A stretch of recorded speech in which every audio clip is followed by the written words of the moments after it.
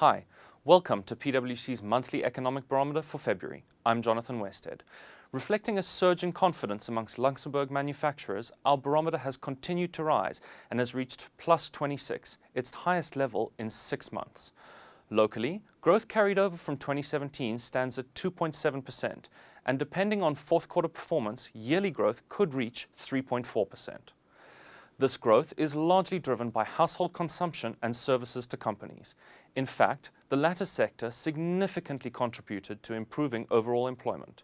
Jobs in this sector grew by 6.5%, twice as much as other sectors. Unemployment does, however, still stand above pre-crisis levels, 5.9% compared to 4%, though we do expect the downward trend to continue in 2018. Over the first 10 months of 2017, the amount of new mortgages issued by domestic banks to both Luxembourg and Eurozone households rose by 10.4% year-on-year.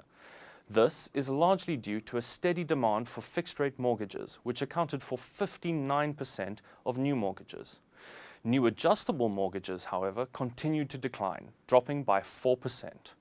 Now, let's turn to our market expert for today for some insights into fixed-rate mortgages. Zoa, thanks for joining us. Of course. Could you explain a bit more behind this phenomenon? Sure. Well, Jonathan, the most basic explanation for this is that fixed-rate mortgages are very cheap right now. They stood at around 1.8% in October last year, far below the historic average of 2.6%. With the ECB not expected to raise rates until 2019, despite the slowing of quantitative easing, this trend is expected to continue in 2018. Thanks, Zoa. Well, even with expected interest rate hikes, I imagine they'll remain minimal and we'll see fixed interest mortgages grow in popularity. Exactly. Turning to the Eurozone, the future looks bright as GDP grew by 2.5% in 2017, outpacing the US. The IMF has revised its growth projections upwards to 2.2% for 2018 and 2.9% for 2019. The PMI has also reached its highest level since June 2006, reaching 58.8. These could all point to a first quarter growth of nearly 1%. Employment levels were up across the Eurozone in 2017, especially in Spain. At the same time, investment levels have increased, driven by monetary easing policies which are expected to continue until at least September 2018.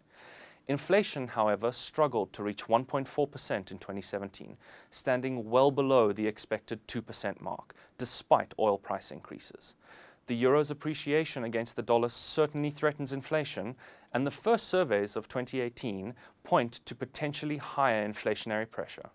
Nonetheless, for the time being, it would seem that a strong euro has not had an adverse impact on exports, as the EU trade balance remains positive. Thanks for joining us. We'll see you next month.